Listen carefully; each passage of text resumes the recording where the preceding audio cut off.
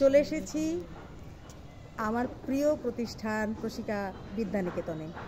এখানে আছে আমার স্বজন, আমার আত্মার আত্মীয় প্রশিকার কর্মী ভাইয়েরা, আর আছে প্রশিকা বিদ্যানিকেতনের শিশুরা এবং শিক্ষকবৃন্দ। সকলের জন্য শুভেচ্ছা। আমরা প্রশিকা বিদ্যানিকেতনের একটি ক্যালেন্ডার ছাপিয়েছি, আমরা সেটি আজকে বিতরণ করলাম সবার মাঝে।